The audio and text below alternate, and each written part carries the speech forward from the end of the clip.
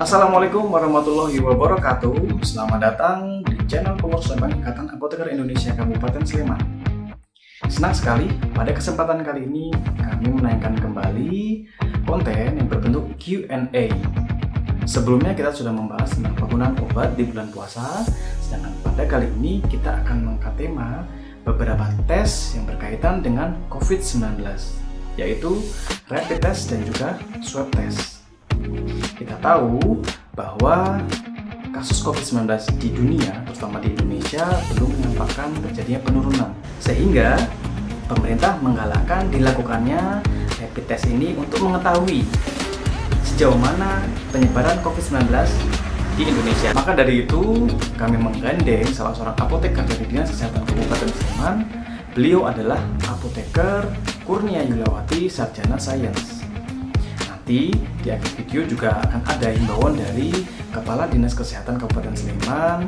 Beliau adalah Dr. Joko Hastaryo, Magister Kesehatan.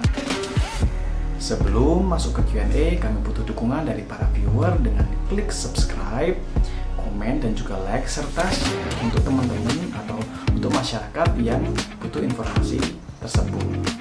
Semoga bermanfaat, selamat menjalankan ibadah puasa, dan semoga sehat selalu. Wassalamualaikum warahmatullahi wabarakatuh.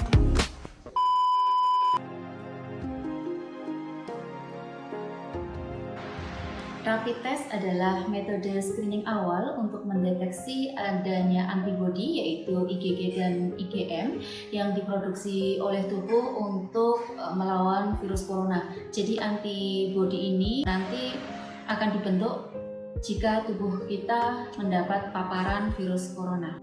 Jadi rapid test ini hanya sebagai pemeriksaan screening, bukan pemeriksaan untuk mendiagnosa bahwa seseorang itu terkonfirmasi positif virus COVID-19.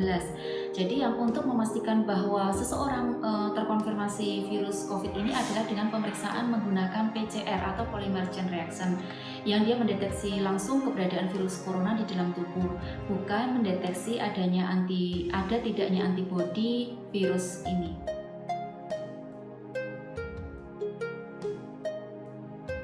Pelaksanaan untuk rapid test ini dapat dilakukan dengan mengambil sampel darah dari ujung jari, atau juga bisa mengambil darah dari vena yang kemudian diteteskan ke alat rapid testnya dan ditambah dengan cairan untuk menandai antibodinya.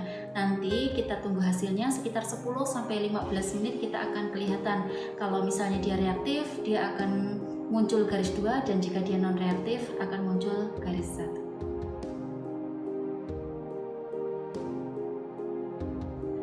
Hasil reaktif dari hasil rapid test ini menandakan bahwa orang yang diperiksa terinfeksi virus corona.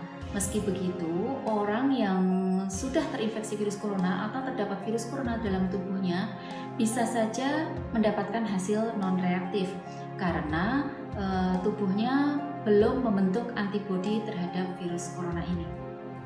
Nah, bila hasil rapid test Anda reaktif, jangan panik dulu.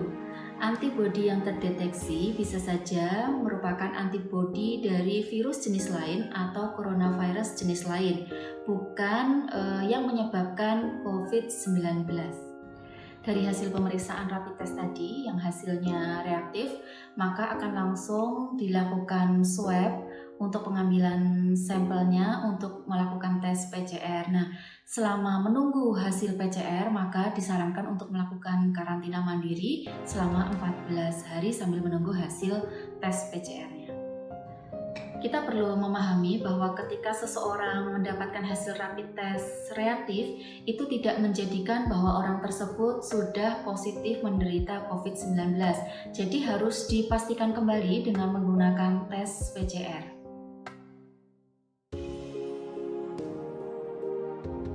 Demikian juga ketika hasilnya non-reaktif harus diikuti dengan isolasi mandiri dan dilakukan tes antibodi kembali 7-10 hari kemudian.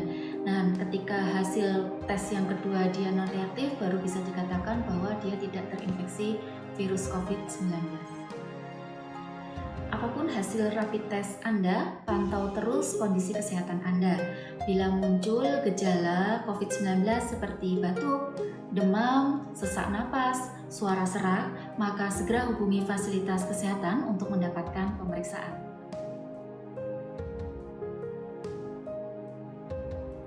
Rapid test dilakukan kepada orang yang berisiko tertular COVID-19 seperti yang kontak langsung dengan pasien dengan konfirmasi positif COVID-19, kemudian berasal dari daerah dengan transmisi lokal, atau juga orang dengan gejala demam atau gangguan sistem pernafasan, dan juga dilakukan kepada OTG.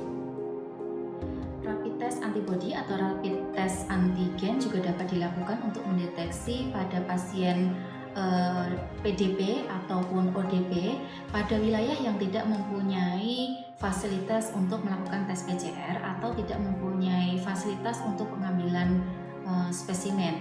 Oleh karena itu, jika Anda dalam kondisi sehat atau tidak ada kontak dengan pasien yang terkonfirmasi COVID-19, Anda tidak perlu melakukan tes cepat dengan menggunakan rapid test ini. Swab adalah pengambilan sampel yang dilakukan dengan pengambilan cairan lendir di nasofaring. Pengambilan sampel ini dilakukan di fasilitas pelayanan kesehatan yang memiliki fasilitas biosafety cabinet. Kemudian sampel tersebut dikirimkan kepada laboratorium. Nah, laboratorium tersebut nanti akan memberikan hasilnya baik positif maupun negatif kepada Fasiankes yang mengirimkan. Kemudian juga laporannya juga diberikan kepada Dinas Kesehatan, kemudian Puslitbang Biomedis dan Teknologi Dasar Kesehatan Balitbangkes Kementerian Kesehatan. Kemudian masing-masing penerima laporan akan menindaklanjutinya sesuai dengan peraturan yang berlaku. Nah, jika hasil pemeriksaan laboratorium positif, maka Dirjen P2P selaku National Focal Point IAR memberikan notifikasi ke WHO dalam waktu 1x24 jam. Harapan kami kepada masyarakat untuk mensikapi secara proporsional terhadap kegiatan rapid test massal. Jadi bagi yang rapid test massalnya negatif, bersyukur saja alhamdulillah, dan tetap harus melakukan karantina mandiri di rumah masing-masing minimal 14 hari. Sedangkan bagi yang hasil rapid testnya positif, ya tetap harus tenang, tidak perlu resah, ya tidak perlu galau, karena toh itu baru rapid test, jadi masih harus dilakukan pemeriksaan uji swab lebih lanjut, ya. Kemudian kepada masyarakat secara umum kami juga menghimbau agar menyikapi hasil tes rapid test yang reaktif tadi juga tidak perlu harus berlebihan, ya. Jadi tidak perlu membuli, tidak perlu mengkucilkan, toh para peserta rapid test yang hasilnya reaktif ini akan dilanjutkan dengan pemeriksaan uji swab yang semuanya sudah tertata dengan baik. Selanjutnya harapan kami seluruh warga masyarakat tetap disiplin untuk menerapkan physical distancing ini nomor 1. Kemudian kalau ada kegiatan di luar harus menggunakan masker.